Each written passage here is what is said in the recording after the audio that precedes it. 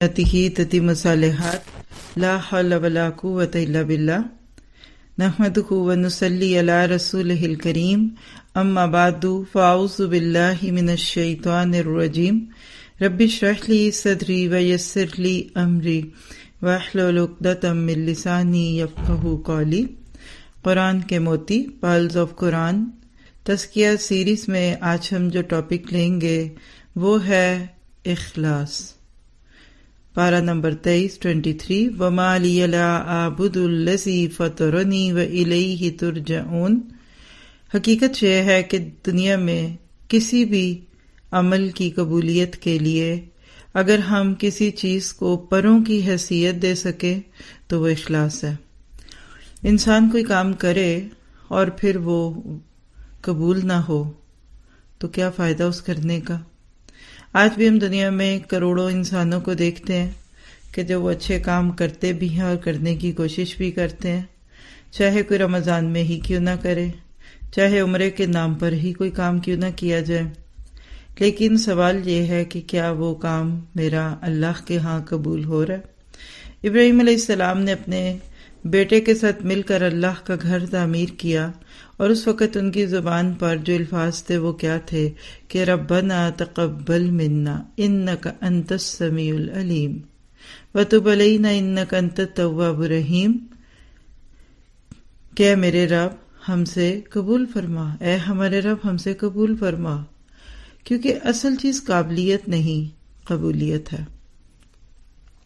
आप कितना भी बेहतरीन खाना पकाए और सामने वाला कबूल ही ना करे, उसको आपकी चीज़ पसंद ही ना आए तो आपको क्या फ़ायदा होगा। तो इखलास वो चीज़ है कि जिसकी कमी की वजह से बहुत सारे अमल कबूलियत से रह जाते हैं। इंसान अपनी तरफ से कर देता है लेकिन आगे नहीं पहुंचता। ये बिल्कुल ऐसे ही है कि कोई पैकेज आप अपनी जगह से पोस्ट कर दें लेकिन डेस्टिनेशन रॉन्ग हो, कोई पासवर्ड रॉन्ग हो, कोई जिप कोड गलत हो, गली का एड्रेस गलत हो, तो कभी कभी तो पैकेज गुम जाते हैं ना। बहुत कम पैकेज होंगे जो आपको रिटर्न हो वापस। तो इखलास की कमी पैकेजेस को लॉस्ट कर देती है। नेकियां गुम जाएंगी, बड़ी बड़ी इबादत खो जाएंगी, बड़े बड़े सदके कुर्बानियां ज़ाया हो जाएंगी। और इखलास कहते हैं खालिस करने को। हम अपनी ज़िंदगी में जो काम भी करते हैं ना, कोशिश करते हैं कि वो खालिस हो। मसलन घर की सफाई क्या है, घर को खालिस करना, गंदगी को दूर करना, बेकार चीज़ों को इधर से उधर करके कारामद चीज़ों को सामने ले आना।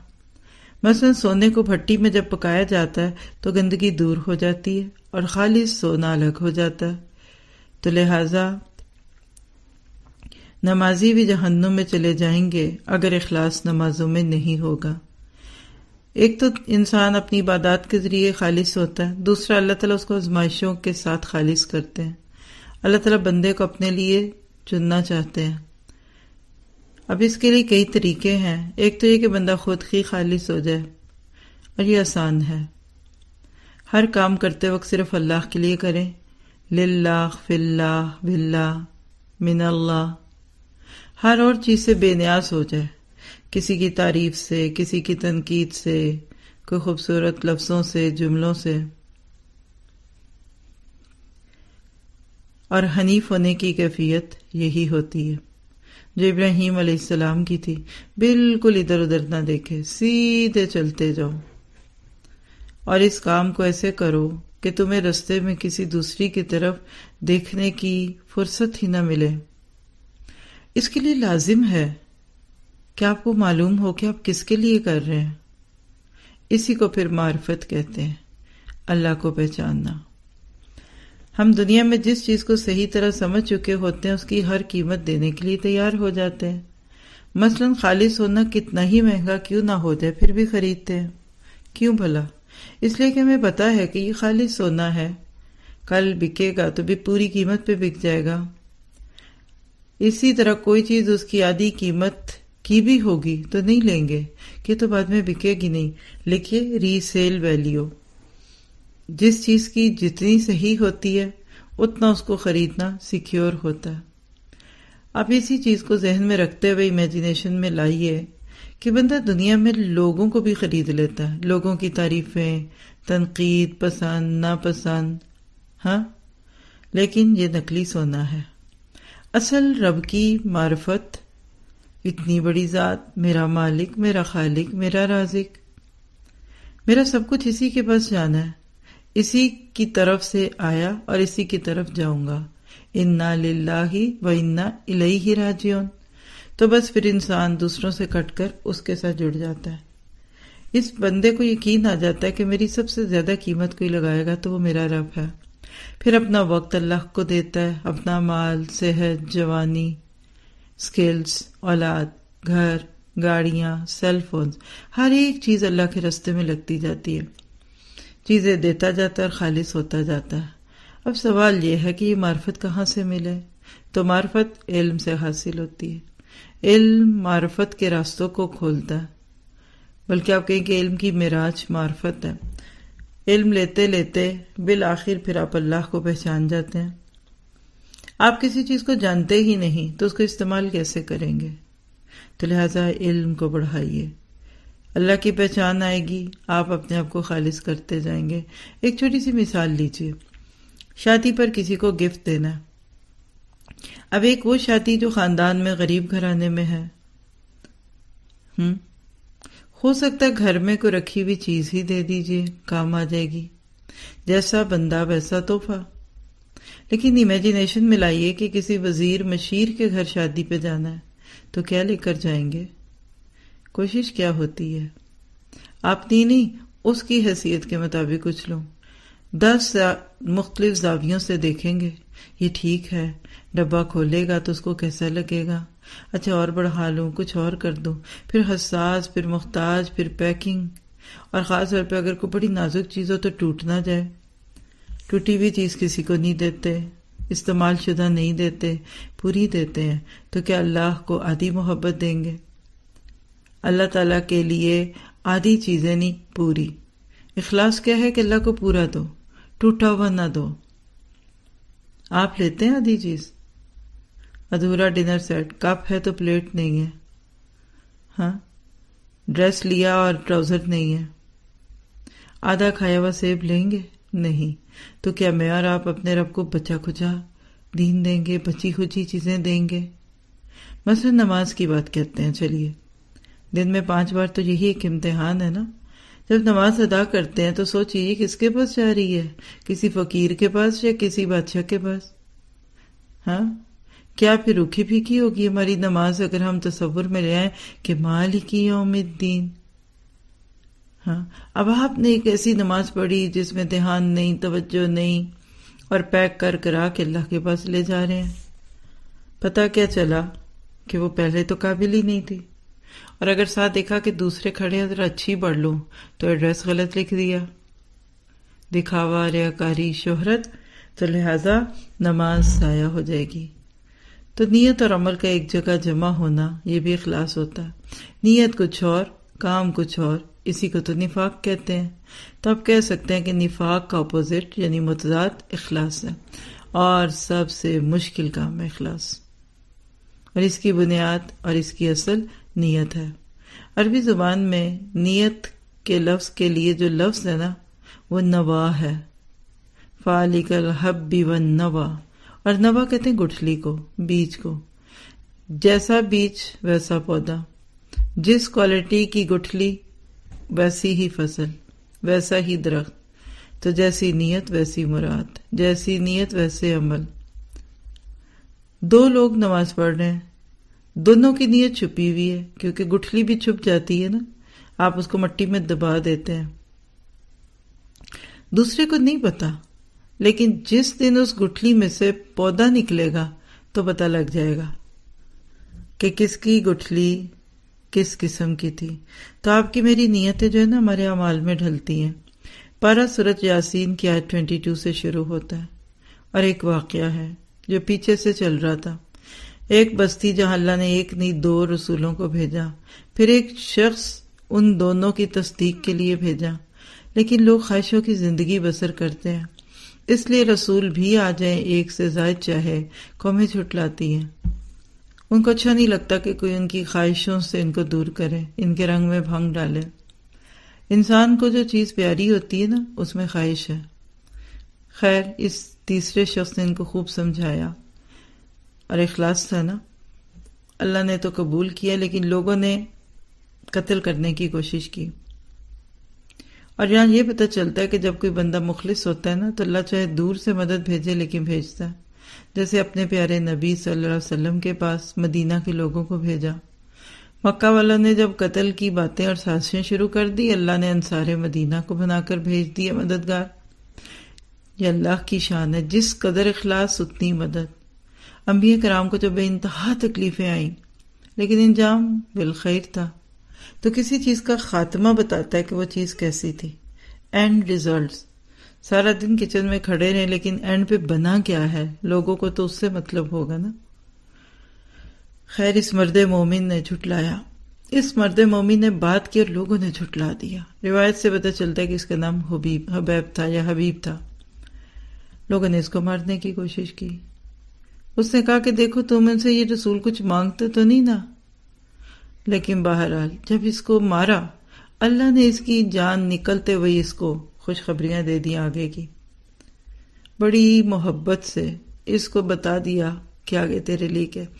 اب یہ شخص فوت ہوتا ہے، دل میں خیر خواہی تھی نا، تو جیتے جی بھی خیر خواہ تھا، تو مرنے کے بعد بھی۔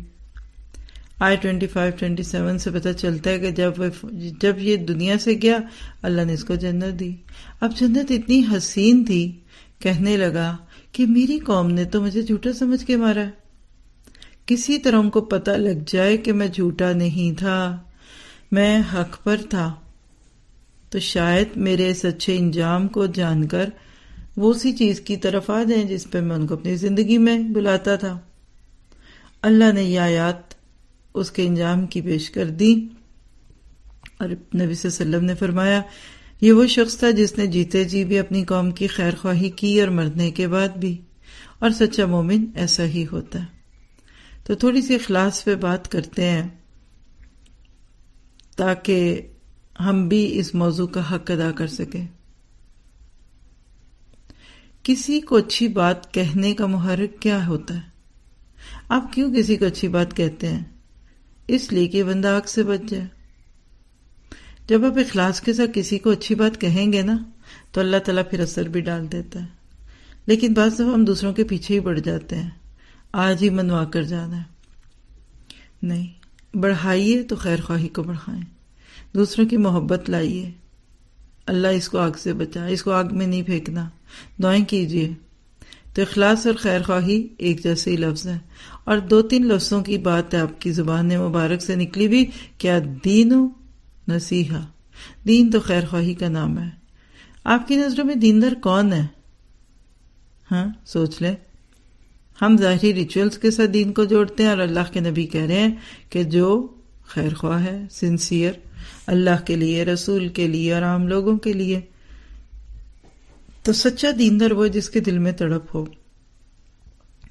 جو چیز مجھے پتہ چل گئی میں نے دوسروں کو بتانی ہے، جو میں نے سیکھ لی دوسروں کو سکھانی ہے، جس اچھے کام کی مجھے عادت ڈل گئی دوسروں کو بتانا ہے۔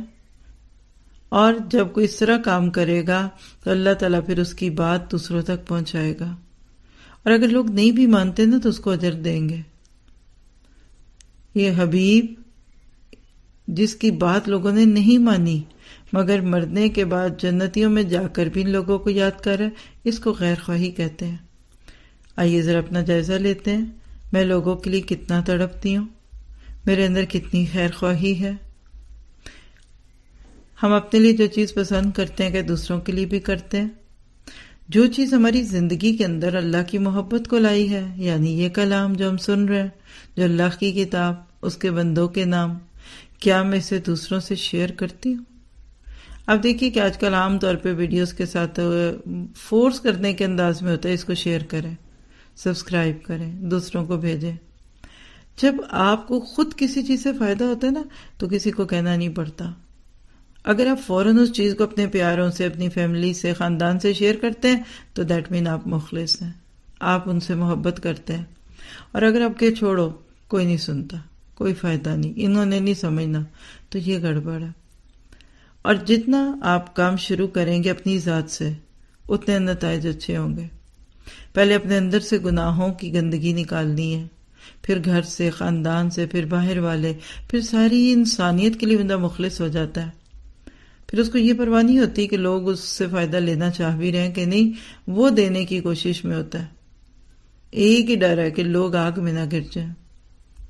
اللہ کے نبی کے لیے 3 سے زائد مقامات میں ڈائریکٹ اور انڈائریکٹلی کہا کہ آپ تو لوگوں کی ہدایت کے لیے اپنے آپ کو ہلاک کر لیں گے۔ فَلَعَلَّكَ بَاخِعٌ نَفْسَكَ عَلَىٰ آثَارِهِمْ، سورۃ کہف میں، سورۃ شورى کے بالکل آغاز میں آتا ہے لَعَلَّكَ بَاخِعٌ نَفْسَكَ، آپ تو بقا کر دیں گے۔ تو آئیے دعا کرتے ہیں کہ اللہ ہمیں یہ تڑپ دے دے، ہم دکھی انسانیت کو رب سے جوڑ سکیں۔ جو لوگ نہیں جانتے وہ آپ کی قدر نہیں کرتے، تو اس طرح انہوں نے حبیب کو قتل کیا، لیکن وہ دنیا سے جا کر بھی ان کے لیے تڑپتا ہے۔ پھر آیت 33 سے آنورڈ جو پورا رکوع ہے، یہ کائنات کی نشانی ہے کہ یہ کائنات کتنی اللہ کے آگے جھکی ہوئی ہے، خیر خواہ ہے۔ آپ ایک دانہ اس کو دیتے ہیں تو 700 دانوں سے زائد لوٹاتی ہے، ایک ایک سٹے میں 100 دانہ ہے۔ ہم خود سوچیں کہ میں کتنی پروڈکٹیو ہوں، یہ کائنات بہت پروڈکٹیو ہے، زرخیز ہے، کیا میری ذات سے بھی خیر جاری ہے؟ پوری صورت آپ کو خدمت کرنا سکھاتی ہے انسانیت کی۔ آج لوگوں نے سوشل ورک کے نام پر کافی تنظیمیں بنائی ہوئی ہیں، کوئی کسی محاذ پہ کام کر رہا ہے، کوئی کسی پہ۔ ظاہری بات ہے اللہ نے جس کو جو توفیق دی، جو اس کی شاکلہ تھی، اس کے مطابق محنت اور کوشش کرتا ہے۔ میری نظر میں سب سے بڑا سوشل ورک انسانیت کو جہنم کا ایندھن بننے سے بچانا ہے۔ کہیں آگ لگ جائے تو فائر بریگیڈ کی گاڑیاں بھاگ رہی ہوتی ہیں، اگر وہ آگ جلاتی ہے تو جہنم کی آگ نہیں جلائے گی۔ یا یہ نہ ہو کہ یہاں پیٹ بھرتے رہیں اور وہاں تھور سے کھانا کھانا پڑے، یہاں کے گھر ٹوٹے ہوئے دوبارہ بن جائیں گے، یہاں کے گھر ٹوٹے ہوئے دوبارہ بن جائیں گے، وہاں کے گھر اگر ٹوٹ گئے تو کیا ہوگا؟ تو آپ ابھی تک کی بات کا سم اپ کر دیں کہ اخلاص آتا ہی تب ہے جب بندہ لینے کی بجائے دینے والا بن جاتا ہے، جیسے کہ زمین کی بات ہے۔ پھر آیت 36 سے پتہ چلتا ہے کہ ہر چیز جوڑا ہے، صرف ایک ذات ہے اور وہ قل هو اللہ احد ہے۔ اور یہاں سے یہ بھی پتہ چلتا ہے کہ دنیا کا جوڑا آخرت ہے اور زندگی کا جوڑا موت ہے۔ 37 سے 40 میں ہمارے لیے سبق ہے کہ کائنات کی ہر چیز حرکت کر رہی ہے، گھوم رہی ہے، سورج، چاند، ستارے۔ کیا پتہ چلا؟ تم بھی ایک ہستی کے سامنے جھکو اور سستیاں چھوڑ دو، حرکت میں برکت ہے۔ جب ہر چیز موشن میں ہے، حرکت میں ہے اور سارے انسانیت کو نفع دے رہے ہیں، تو پھر آپ کی میری زندگی کا ایک محور ہونا چاہیے، اور وہ اللہ کی ذات ہے۔ لِكُلٍّ وِجْهَةٌ هُوَ مُوَلِّيهَا۔ تو ہمیں اپنے رب کو سامنے رکھنا ہے، پھر اس کے بندوں کی محبت خود بخود آئے گی۔ حج کے موقع پہ طواف ہمیں یہی سکھاتا ہے، اخلاص سکھاتا ہے کہ ایک رب کے بن جاؤ۔ جیسے الیکٹران اپنے نیوکلیس کے گرد گھومتا ہے، تم کعبہ کے ارد گرد طواف کرو، کیونکہ سورج بھی تو طواف کرتا ہے، چاند بھی کرتا ہے، ہر ایک گھوم گھوم کے بتا رہا ہے کہ ہم سب اپنے رب کے حکم کے آگے جھکے ہوئے ہیں۔ تو پھر آپ اور میں جب حج عمرہ کر کے لوٹیں گے نا، تو ہماری ترجیحات بدل جائیں گی۔ ہم اپنی ذات کا محور اور فوکل پوائنٹ اللہ کی ہستی کو بنائیں گے، اور انسانوں سے کسی قسم کی کوئی امیدیں یا خواہشات نہیں رکھیں گے۔ اگر آپ چاہتے ہیں کہ آپ کو اخلاص کی دولت نصیب ہو تو اپنی نمازوں اور روزوں سے شروع کیجیے، کسی کے لیے نہیں، صرف اللہ کے لیے۔ اور مخلص جو ہوتا ہے نا، یہ سیلف موٹیویٹڈ ہوتا ہے، ایک رب کا جو بن گیا، اس کو نہیں پرواہ کہ کوئی اور فائدہ لے رہا کہ نہیں۔ کائنات بھی ساری کی ساری مخلص ہے، چاند ایک جیسا نہیں رہتا، کبھی چھوٹا کبھی بڑا، انسان کے اعمال بھی کبھی چھوٹے کبھی بڑے ہوتے ہیں، کبھی نیتیں بھی بدلتی ہیں، کام ہوتے رہتے ہیں، کام کرتے جائیے، کچھ راتوں کے لیے تو چاند بھی غائب ہو جاتا ہے لیکن پھر نکل آتا ہے، تو پیوستہ رہ شجر سے امید بہار رکھ۔ سورج کی ایک ہی حرکت اور چاند کے کتنے مرحلے ہیں، اس سے پتہ چلتا ہے کہ یہ دنیا تضادات کا مجموعہ ہے، حالات بدلتے رہیں گے، کام کرتے جاؤ۔ آیت 41 میں حضرت نوح کی کشتی کی طرف اشارہ ہے۔ سورۃ نجم میں ہم پڑھیں گے کہ وہ عام سی کشتی تھی، ہاتھ کی بنی ہوئی، لیکن اخلاص والی کشتیاں بڑے بڑے طوفانوں میں بچ جاتی ہیں۔ زندگی کی کشتیاں چاہے ہموار چلتی جائیں یا ڈول رہی ہوں، آپ نے میں نے چلتے ہی جانا ہے، زندگی کے نشیب و فراز سے اوپر اٹھ کر۔ پھر آیت 48 سے 54 میں انسانوں کا اللہ تعالیٰ کے سامنے کھڑا ہونا اور پیش ہونا ہے۔ کیسے سور پھونکا جائے گا؟ اللہ کے نبی نے فرمایا میں کیسے چین سے بیٹھوں، اسرافیل سور کا لقمہ بنائے منہ میں رکھے ہوئے، یعنی ایسا نہیں کہ جب حکم ہوگا تو وہ ڈھونڈنے نکلیں گے فوراً۔ ذرا سا اپنے آپ سے پوچھئے اگر اچانک قیامت کا جھٹکا آ جائے تو کیا بنے گا؟ وہ پہلا دن ہوگا میرے رب کے سامنے کھڑے کیے جانے کا۔ ہر دن ایسے گزاریے کہ اگر آج اللہ سے ملاقات ہو گئی تو کیا کروں گی۔ پھر آیت 55 میں اللہ کے سلام کی بات ہے، سلام قولا من رب رحیم، جو محنتیں تم نے کی اس کے بدلے میں تم سے راضی ہوں، تم عذابوں سے سلامت ہو، جہنم سے سلامت ہو، پل صراط سے سلامت ہو، تمہاری زندگی میں اب امن ہی امن ہے، سلامتی ہی سلامتی ہے۔ آپ دیکھیں گے کہ مخلص شخص کے لیے اس دنیا میں بھی سلامتی کے پیغام آتے ہیں، انسان محسوس کرے نہ کرے لیکن اللہ اس کی مدد کر رہا ہوتا ہے ہر موقع پہ۔ اور نیکی کے بعد جو خوشی ہوتی ہے نا، یہ وہ کیفیت ہے جو جنت میں جا کر ہوگی۔ پھر ایک پکار آیت 59 میں کہ وَامْتَازُوا الْيَوْمَ أَيُّهَا الْمُجْرِمُونَ، میرے نیک بندوں سے الگ ہو جاؤ۔ دنیا میں ہو سکتا ہے کہ گھر میں رہنے والے لوگ اچھے یا برے بھی ہوں، شوہر بہت نیک تو بیوی ذرا کم، اور اپوزٹ بھی ہوتا ہے۔ قیامت کے دن سب کو الگ کر دیا جائے گا۔ اور آیت 60 سے 64 بڑی دلسوز آیات ہے، حسرت ان آیات میں۔ دنیا میں آنے سے پہلے اللہ نے وعدہ لیا تھا سب سے، أَلَمْ أَعْهَدْ إِلَيْكُمْ، سورۃ الاعراف میں ہم پڑھ چکے ہیں۔ لیکن بندہ دنیا میں آ کر کھو جاتا ہے، یہاں کی رونقوں میں مگن ہو جاتا ہے۔ اللہ حشر کے میدان میں کھڑا کر کے پوچھے گا، بتاؤ أَلَمْ أَعْهَدْ إِلَيْكُمْ، کیا میں نے تم سے وعدہ نہیں لیا تھا کہ غلط کام نہ کرنا، اللہ کی نافرمانی نہ کرنا؟ اگر اس دنیا میں چند دن کا روزہ رکھ لیتے تو پھر آخرت کی افطاریاں تمہارے نصیب میں ہوتی۔ جو جتنا کرے گا اللہ اس کو اتنا ہی دے گا۔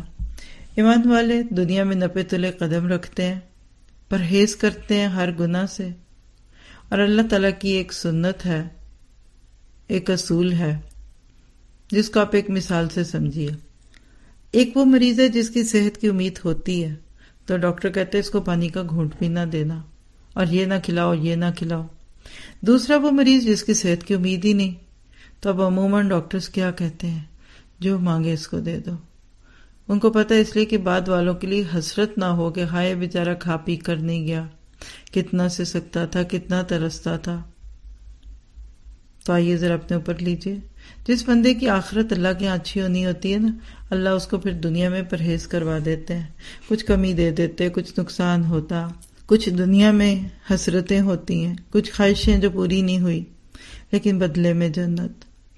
اس کے اپوزٹ کفار و فجار، وہ لوگ جن کی آخرت کی کوئی امید نہیں، تو اللہ کہتے ہیں ان کو جو مانگتے ہیں دے دو، کھاؤ پیو، حسن جوانی، مال، صحت، دنیاوی پمپ اینڈ شو، لیکن کل اگلے ہی چوک پہ روک دیے جاؤ گے۔ تو اللہ سے دعا کرتے ہیں کہ اللہ ہمیں اخلاص بھی دے اور جہنم سے بچا لے۔ آج بھی لوگ سورہ یاسین کو مختلف وجوہات کے لیے پڑھتے ہیں، مرنے والوں پہ پڑھتے ہیں، حالانکہ یہ زندوں کے لیے تھی، محاسبے کی باتیں ہیں۔ ایک موت کی بے بسی ہوتی ہے اور ایک بڑھاپے کی بے بسی، دونوں کا تذکرہ بیچ میں، ہم دونوں کو ہٹا نہیں سکتے۔ کتنے لوگ ہیں جو بوڑھے ہو جاتے ہیں، قابل رحم ہوتے ہیں لیکن مرتے نہیں۔ اللہ کے حکم کے بغیر کوئی کیسے جا سکتا ہے؟ اگر واقعی انسان اپنی مرضی سے جی سکتا یا مر سکتا تو کیا وہ ناگوار حالات میں زندہ رہتا؟ تو جب ہمیں اتنی بے بسی ہے تو پھر عقل کیوں نہیں؟ پھر آیت 71 سے اینڈ تک دیکھیے تو کچھ نعمتیں ہیں، جانور، ان سے بندگی سیکھو۔ تم کیا دیتے ہو ان کو؟ چارہ، گھاس پھوس، اور یہ تمہیں سفید دودھ دیتے ہیں، تمہیں اپنی پشتوں پہ بٹھاتے ہیں۔ تم مالک سے کیا کچھ لیتے ہو، لیکن اس کے آگے نہیں جھکتے، اپنے رب کے آگے نہیں جھکتے۔ تو اس طرح سے محاسبہ کرتے ہیں کہ میری چیزیں میرے آگے جھکی ہوئی ہیں، جیسے میری چیزیں میرے آگے جھکی ہیں، کیا میں بھی اللہ کے آگے جھکی ہوں؟ اور سورۃ یاسین بڑی سافٹ سورت ہے۔ پیغام کیا ہے؟ بندگی کے اندر آ جاؤ، موت سے پہلے اپنے آپ کو اللہ کے ہاتھوں میں دے دو، ورنہ ایک وہ وقت آئے گا جب فرشتے تمہارے وارنٹ جاری کریں گے اور تم انکار نہیں کر سکو گے۔ جب بھی سورت کو پڑھیے محبت سے پڑھیے، ترجمے اور مفہوم کے ساتھ پڑھیے۔ ہم نے جن چیزوں کو بغیر سمجھے پڑھا، آہستہ آہستہ اس میں سے روحانیت نکل گئی، تو زندہ لوگوں کے لیے اس میں بہت پیغام ہے۔ موت کے وقت اسی کو فائدہ دے گی جس کی زندگی اس کے مطابق ہوگی۔ تو اخلاص کے ساتھ ایک دفعہ پڑھنا، تدبر اور غور و فکر کرتے ہوئے اس کو ایک بار پڑھنا، شاید 100، 125، 313 یا اس سے بھی زائد پڑھنے سے زیادہ فائدہ دے۔ اخلاص کے ساتھ عبادات میں رنگ آ جاتا ہے، اللہ ہمیں عطا فرمائے۔ اس کے بعد پھر سورۃ الصافات ہے۔ اسلام ایک آرگنائزڈ ریلیجن ہے۔ ایک سورۃ صف ہم پڑھیں گے 28 پارے میں، اور ایک ادھر صافات کی صورت میں، اور فرشتوں کی کچھ صفات اور ان کی باتوں کا تذکرہ، پھر انبیاء کرام کا تذکرہ، کیسے انہوں نے ڈسپلن کے ساتھ اللہ کے حکموں کے ساتھ چلتے ہوئے لوگوں کو اللہ سے جوڑا، اللہ تعالیٰ کی طرف بلایا، اور پھر اس کے بعد اللہ تعالیٰ ہمیں اس میں اطاعت اور سمع و بصر کی بات سناتا ہے کہ کیسے اللہ تعالیٰ نے ابراہیم اور اسماعیل علیہ السلام کو سمبل بنا دیا محبت کا اور وفا کا۔ اور اس پوری صورت میں مخلصین کا ذکر ہے۔ ایک ہوتا ہے مخلص، ایک ہوتا ہے مخلص۔ اللہ تعالیٰ مختلف چیزوں کو پیش کرتے ہیں اور کہتے ہیں غور کرو۔ اگر تمہارا بہت ہی اکڑنے کو دل کرتا ہے نا، تو سوچنا میں ہوں کیا، آج ہوں کل نہیں ہوں گی۔ آیت 11 سے آپ کو دکھتا ہے۔ پھر 19 میں آخرت کے کچھ مناظر ہیں کہ بہت سارے لوگ بھٹکے ہوں کے پیچھے ہدایت کے نام پر چل رہے ہوتے ہیں۔ آیت 40 میں مخلصین کا ذکر ہے۔ پتہ کیا چلا؟ جنت میں جانے کی شرط اخلاص ہے۔ پھر آیت 51 میں جنت کا بڑا دلسوز منظر ہے۔ جنتیوں میں سے کسی کو کسی کا خیال آئے گا۔ تھا بڑا عقل مند شخص بظاہر، لیکن دین کا مذاق اڑاتا تھا۔ کہتا تھا مر جائیں گے، مٹی ہوں گے تو کیسے دوبارہ اٹھایا جائے گا؟ اللہ تعالیٰ ان کو پھر ایک دوسرے کا منظر دکھائیں گے جس سے انسان شکر کرے گا کہ میں نے اس کے کہنے پہ غلط کام نہیں کیے۔ پھر آیت 55 سے 59 میں پیغام کیا ہے کہ جو دنیا میں ساتھ تھے ضروری نہیں کہ وہاں ساتھ ہو، ایک دوسرے کے حال پر افسوس ہوگا۔ لہذا اخلاص کا تقاضا ہے کہ اپنوں کو محبت سے اس جنت کی طرف بلائیں جس کو انہوں نے ابھی تصور کی نگاہ سے بھی نہیں دیکھا۔ پھر آیت 74 میں مخلصین کا اچھا انجام ہے۔ اللہ کیسے خالص کرتا ہے؟ کسی مشکل میں ڈال کر، کبھی کوئی تکلیف یا بیماری دے کر، کوئی دکھ یا غم دے کر، اور فرشتوں سے کہتے ہیں کہ اس کو صبر کی توفیق دے دو۔ آیت 75 میں پھر چنے ہوئے لوگوں کا تذکرہ، جن میں سب سے پہلے نوح علیہ السلام، پھر ابراہیم علیہ السلام کا طویل قصہ، جن کے پاس قلب سلیم تھا، یعنی پورے کا پورا دل اللہ کو دیا ہوا تھا، ٹوٹا ہوا نہیں تھا خواہشوں میں اور ادھر ادھر کچھ کو دے دلا کر، اینڈ پہ بچا کھچا دین نہیں تھا یا دل نہیں تھا، بلکہ پورے کا پورا دل اللہ کے لیے تھا۔ پھر آیت 102 سے 108 تک وہ خوبصورت آیتیں ہیں جن کو ہر سال ذی الحج میں ہم انجوائے کرتے ہیں۔ ابراہیم اور اسماعیل علیہ السلام کا قصہ، کتنے فرما بردار، یا بت فل ما تؤمر۔ سوال یہ ہے کہ اسماعیل جیسی اولاد کب ملتی ہے؟ جواب یہ ہے کہ جب انسان اللہ کی بات کو مانتا ہے۔ سوال ہے کہ اولاد کب فرما بردار ہوتی ہے؟ تو جواب کیا ہے کہ جب ماں باپ اللہ تعالیٰ کے لیے مخلص ہو جاتے ہیں۔ جو ماں باپ میں نیکیاں ہوتی ہیں نا، وہ قدرتی طور پر بچوں میں بھی آنے لگتی ہیں، اور ہم سب ایک حکم سے دوسرے حکم کے لیے مسلم بنتے ہیں۔ فلما اسلما، دونوں مسلم ہوئے۔ تو جو 5 نمازیں نا، یہ آپ کے میرے مسلمان ہونے کا ری ٹیسٹ ہوتی ہیں کہ جو چیک کر کے ابھی بھی یہ مسلمان ہے کہ نہیں ہے۔ پھر آیت 112 میں حضرت ابراہیم کو اسحاق کی بشارت ہے علیہ السلام، اور پتہ کیا چلا کہ جتنی کسی چیز کے لیے آپ قربانی دیتے جاتے ہیں اتنا آپ کو اخلاص ملتا ہے۔ جتنی چیزیں اللہ کے لیے قربان کریں گے اتنی بعد میں خوشخبریاں ملیں گی۔ اور پھر آخر میں سورۃ صاد کو چند جملوں میں دیکھ لیتے ہیں۔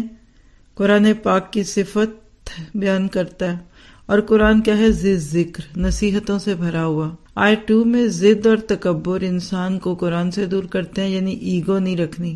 کتنے ہی لوگ ہیں جو صرف اپنی انا کی وجہ سے ہدایت سے دور ہو جاتے ہیں۔ آیت 4 اور 5 میں مشرکین مکہ کی باتیں ہیں، کہتے تھے کہ سب کچھ صرف ایک اللہ سے مانگ لیں، حالانکہ ان کو یہ پتہ نہیں جو ایک رب کا ہو جاتا ہے باقی سب سے بے نیاز ہو جاتا ہے، اور اس کو پھر اللہ کسی کے آگے شرمندہ بھی نہیں کرتے۔ پھر آیت 17 میں حضرت داؤد علیہ السلام کا تذکرہ ہے کہ اللہ کی نعمتوں میں سے ان کو ایک نعمت حکمت اور فیصلے کرنے کی طاقت ملی تھی۔ کیا پتہ چلا کہ نیک بھی تھے اور دولت مند بھی تھے۔ پیسہ غلط نہیں ہے اگر آپ اس کو صحیح استعمال کریں۔ اسلام چاہتا ہے کہ آپ دنیا اور دین دونوں کو ساتھ رکھیں، اور اس واقعے سے یہ بھی پتہ چلتا ہے کہ اپنی ہوشیاری سے اور چرب زبانی سے کبھی کبھی لوگ دوسرے کا مال ناحق لے لیتے ہیں۔ اللہ کے نبی نے بھی فرمایا تھا کہ جب میرے سامنے بات کرو تو صحیح کیا کرو، کیونکہ میں تمہاری بات سن کر فیصلہ دے دوں گا۔ اور جو دوسروں کے لیے مخلص ہوگا وہ کبھی ایسی باتیں نہیں کرے گا کہ دوسروں کا مال ناحق لے، اور اس کو اپوزٹ بھی ہے۔ پھر اسی طرح قرآن کی صفت نصیحت سے بھرا ہوا۔ اللہ کی ذات ایک ہے، اور دنیا کا جوڑا آخرت ہے، اور زندگی کا جوڑا موت ہے۔ پھر اسی طرح سے آیت 24 سے مخلص بندے کی پہچان ہوتی ہے، یعنی زیادتی ہو جائے تو معاف کر دیتا ہے یا خود اپنے لیے معافی مانگ لیتا ہے۔ پھر آیت 30 میں حضرت سلیمان کا تذکرہ، کیسے وہ رجوع کرنے والے تھے، دنیا کی دولت پا کر بھی نہیں بہکے، ہمارے پاس اتنا ہے بھی نہیں، پھر بھی نہ جانے کدھر کی توجہ ہے۔ اللہ کے نبی کی ایک دعا کا خلاصہ ہے کہ اللہ تو نے جو کچھ دنیا میں مجھے نعمتیں دی ہیں نا، ان کو میرے تیری طرف آنے کا ذریعہ بنا، یعنی قرب کا ذریعہ بنا دے، میں اس کی وجہ سے تیرے سے دور نہیں قریب ہو جاؤں۔ پھر آیت 34 سے 40 میں حضرت سلیمان کا قصہ، جس پہ مختلف روایات آتی ہیں۔ خلاصہ کیا ہے؟ جب تک اللہ نہ چاہے نبی کی بھی دعا پوری نہ کرے، چاہے وہ کتنی نیکی کی کیوں نہ ہو۔ اور پھر اسی طرح سے اللہ جب دینے پہ آئے تو کنواری مریم کو اولاد دے دے، اور نہ دینے پہ آئے تو حضرت سلیمان جیسے نبی کو نہ دے، اور دے تو بڑھاپے میں زکریا علیہ السلام کو دے دے۔ اللہ تعالیٰ ساری مثالیں پیش کرتے ہیں۔ پھر آیت 41 میں حضرت ایوب کے صبر کا تذکرہ، کیسے اللہ نے ان کی ایڑیوں سے چشمہ نکالا اور اسی میں ان کے لیے شفا رکھ دی۔ پانی میں شفا یا بیماریوں سے بچانے کا طریقہ کون کرتا ہے؟ رکھتا ہے اللہ تعالیٰ۔ پھر آیت 46 سے پتہ چلتا ہے کہ آخرت کی یاد کے لیے خالص ہونا، ذکر الدار۔ جب انسان آخرت کو سامنے رکھتا ہے تو ہر طرح کے تعصب سے دور ہو جاتا ہے۔ آیت 50 سے 54 میں جنت کی نعمتیں ہیں، تو اپنے آپ سے ایک سوال کرتے ہیں کہ آج دنیا میں اللہ کے رستے میں اگر میں کھپ بھی گئی تو کل ہمیشگی کی جنت پالوں گی، کیا یہ نفع کا سودا نہیں ہے؟ آیت 56 میں سرکشوں کا انجام جہنم کی صورت میں بتایا گیا۔ شیطان کے بندوں سے اگر یہ پوچھیں کہ بتاؤ کہ تم کیسے شیطان سے بچ سکتے ہو، تو اس کا جواب اخلاص۔ شیطان اخلاص سے ڈرتا ہے، ایسے بندے کے قریب آتے ہوئے گھبراہٹ ہوتی ہے۔ اور پھر تھوڑا سا حصہ سورۃ زمر کا اس بارے میں ہے۔ پیغام کیا ہے کہ صرف اللہ کے ہو جاؤ، اللہ کو خالص چیز اچھی لگتی ہے، تمہیں بھی خالص دودھ اچھا لگتا ہے، پیور جوس پیتے ہو نا۔ پھر قیامت کے دن ہمارے اعمال تولے جائیں گے، جتنا اخلاص ہوگا اتنا نیکیوں میں اور عبادات اور معاملات میں وزن ہوگا، اور نہیں ہوگا تو وزن بالکل نہیں ہوگا۔ آیت 18 سے پتہ چلتا ہے کہ دل میں بات کب جاتی ہے، جب غور سے سنتے ہیں، اور غور سے سننا مخلص ہونے کا پہلا قدم ہوتا ہے۔